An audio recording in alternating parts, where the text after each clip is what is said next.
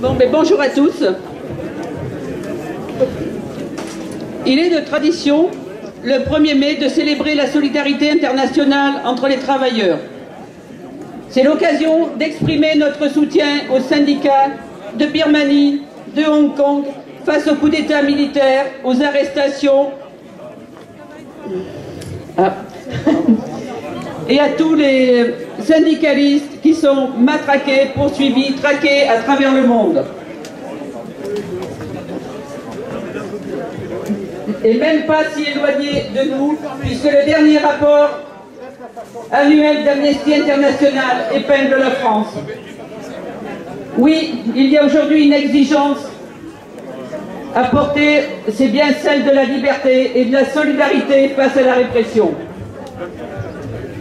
Et chers camarades, pour l'Union départementale Force ouvrière, nous ne pouvons que nous féliciter de manifester ensemble en cette journée internationale de revendication de la classe ouvrière.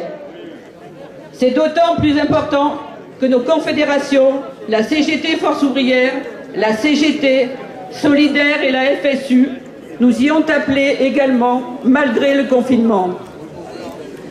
Depuis un an, ce n'est pas parce qu'il y a une épidémie que le combat syndical a cessé, que les grèves et les manifestations ont cessé. Oui, ce virus a bon dos. Alors qu'il n'y avait pas de masque, pas de respirateur, pas de lit de réanimation, n'oublions pas que le premier conseil de défense qui s'est réuni en février 2020 a pris une décision, celle de faire passer la réforme des retraites à l'Assemblée nationale par le 49.3. Et quelques jours plus tard, nous étions confinés. Mais les mauvais coups du gouvernement et du patronat ne sont pas confinés, eux.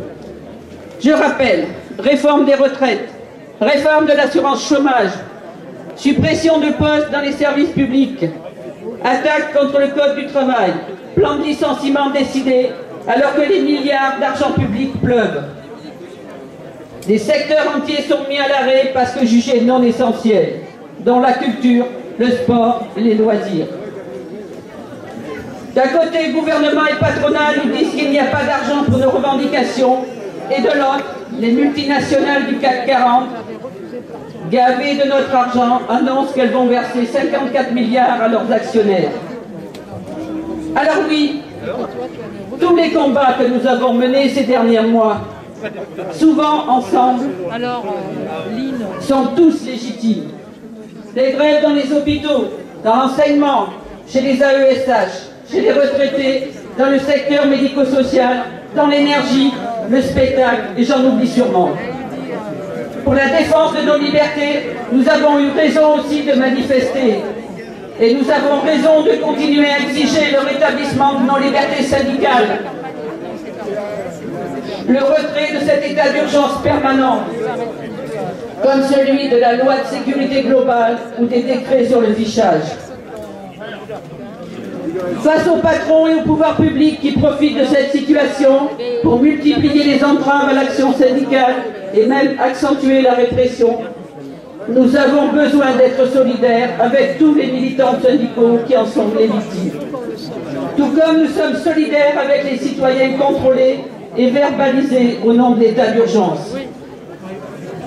Force est de constater qu'il souffle actuellement un vent nauséabond qui nous rappelle certaines périodes noires de notre histoire. Au moment où les réactionnaires, ennemis du capitalisme et de la résistance, se croient tout permis. Il y a quelques semaines se discutait au Sénat un amendement visant à dissoudre le syndicat étudiant UNEF. Ce syndicat a été au cœur de la grève générale de 1968. Plus récemment, en 2006, il était à nos côtés contre le CPE pour défendre le CDI. Cet amendement à la loi séparatisme a été voté par des sénateurs de toutes les couleurs politiques. Je dis bien toutes. La dissolution de syndicats, cela rappelle les chemises brunes, les camelots du roi et l'action française. Ce n'est pas tout. Mardi dernier à Clermont-Ferrand, nos camarades de l'Union départementale FO ont vu leurs locaux vandalisés et saccagés dans l'unique but de les empêcher d'exercer leur mandat de défense des salariés. De même à Tarascon, Yannick Ferré, délégué syndical FO, s'est vu menacé d'une lourde sanction, tout simplement pour avoir respecté le mandat des salariés, c'est-à-dire ne pas choisir entre la baisse de salaire et les licenciements. Grâce à l'appui de ses collègues et à la campagne de solidarité qui a été engagée dans tout le pays, le patron semble avoir reculé. Nous allons faire en sorte que et là je vais rajouter, que le 10 mai, le secrétaire de l'UDCGT passe au tribunal pour avoir collé un autocollant, je crois, peu importe, sur la vitrine de la République en marche. Et il n'y a aucune gravité dans cela, mes camarades. Alors oui, Force ouvrière sera aux côtés de Sylvain Roch, parce que ce n'est pas pensable. Et nous allons faire reculer ceux qui veulent le réprimer. Nous allons faire en sorte que ce 1er mai soit un jalon supplémentaire dans notre combat revendicatif commun, aux côtés de toutes celles et ceux qui se battent pour faire reculer tous les suppôts du CAC 40, ennemis de nos conquêtes sociales collectives et de nos libertés. Nous continuerons notamment à exiger, comme nous l'avons fait le 27 mars dernier, l'abrogation de la réforme de l'assurance chômage, la reprise de l'activité dans tous les secteurs de la culture, de l'événement, de la restauration, de l'hôtellerie, du tourisme, dans tous les lieux et dans l'espace public, avec la mise en place bien sûr d'un soutien financier massif aux emplois et aux lieux de diffusion de l'art jusqu'au retour à la normale.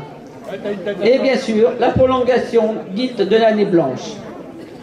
Et parce que le droit à la culture, c'est aussi le droit à l'instruction, aux côtés des personnels de l'éducation nationale, nous continuerons à exiger le recrutement des enseignants nécessaires pour maintenir les écoles et les classes ouvertes, tout comme les moyens pour que l'hôpital public puisse réouvrir tous les lits qui sont fermés, notamment les lits de réanimation.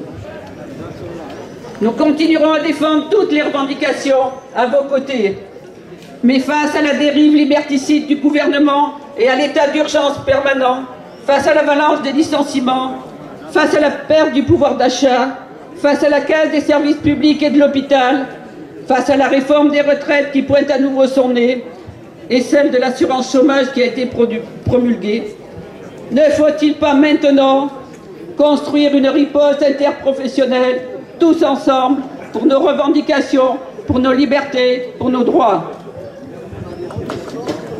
Cette année, nous célébrons également les 150 ans de la commune. C'est pour rappeler que leur œuvre a été poursuivie et qu'un grand nombre de conquêtes sociales que nous avons aujourd'hui viennent du combat de 1871. Rappelons-nous, je ne vais pas développer là-dessus, en 72 jours, les communards qui étaient ouvriers, employés, personnels de maison, petits commerçants, artisans, ont pris des mesures de justice sociale. Alors oui, aujourd'hui, vive le 1er mai, vive la solidarité internationale entre les travailleurs et vive la Commune de Paris.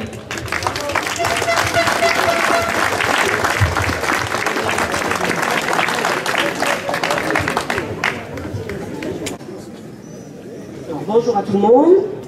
Alors, par les temps de crise que nous connaissons, de nombreuses professions reçoivent des honneurs médiatiques et l'onction présidentielle. Mais pour quelle reconnaissance au bout du compte?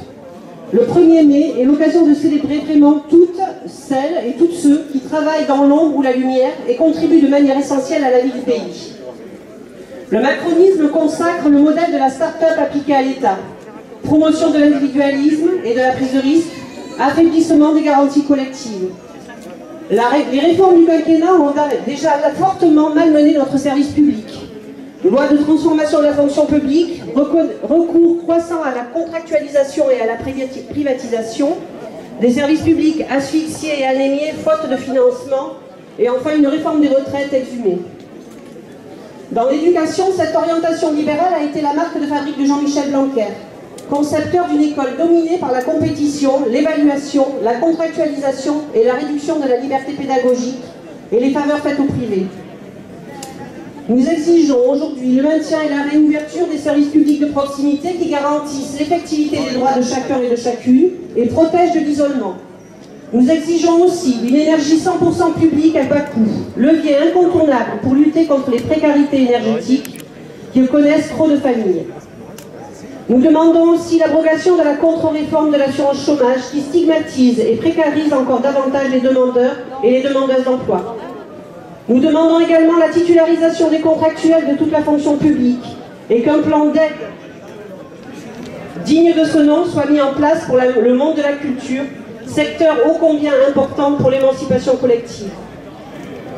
Le 1er mai est par ailleurs l'occasion de réaffirmer que les retraités font partie du monde du travail. Les pensions de retraite sont un droit acquis par leur activité passée des salariés. Les pensions doivent être augmentées immédiatement pour lutter contre la pauvreté qui touche trop de nos aînés. Le projet de contre-réforme des retraites, moteur de régression sociale, doit être définitivement abandonné. Rappelons aussi que la sécurité sociale fait la preuve de son efficacité en jouant son rôle d'amortisseur de la crise que nous traversons. Il faut lui donner les moyens d'assurer pleinement ses missions en augmentant les recettes fondées sur les cotisations.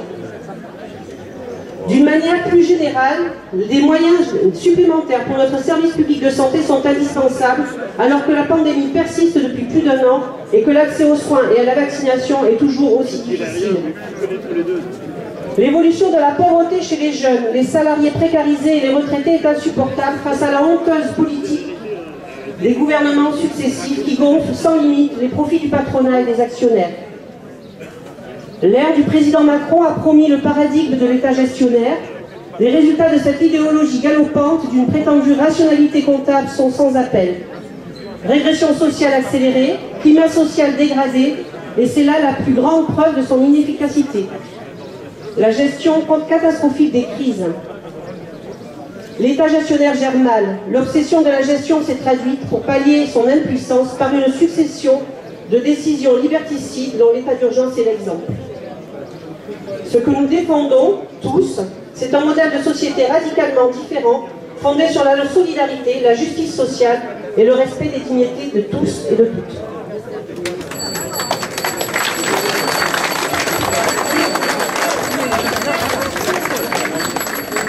Aujourd'hui, c'est une journée qui, pour nous, est très importante. Vous savez très bien que mener des luttes syndicales est très important et il faut y participer. Mais on sait aussi que s'il n'y a pas, au bout de la chaîne, des organisations politiques pour mettre en œuvre les revendications syndicales et les propositions qui sont faites par les travailleurs, je pense qu'on aura des difficultés à avancer.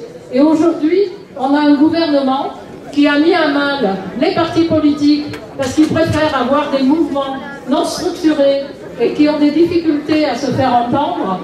Et il a également essayé de mettre à mal les organisations syndicales. En fait, il veut mettre à mal toutes les organisations qui défendent les travailleurs.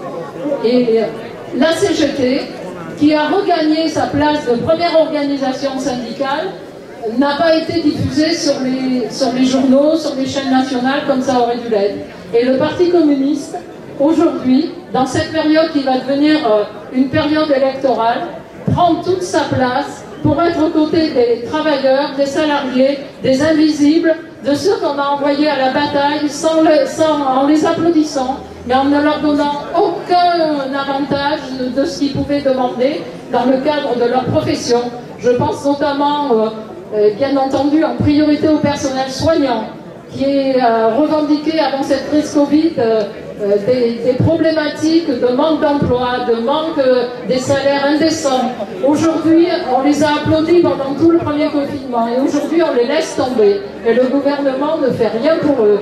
Je pense aussi aux caissières, aux éboueurs, aux territoriaux, à tous ces personnels qui ont été envoyés au combat, puisque soi-disant c'était une guerre qui était les premiers de corvée, et aujourd'hui les premiers de corvée, eh bien malheureusement, ils ne sont pas récompensés, ils ne sont pas les premiers de cordée. Donc moi je dis, vive le Parti communiste et vive le 1er mai.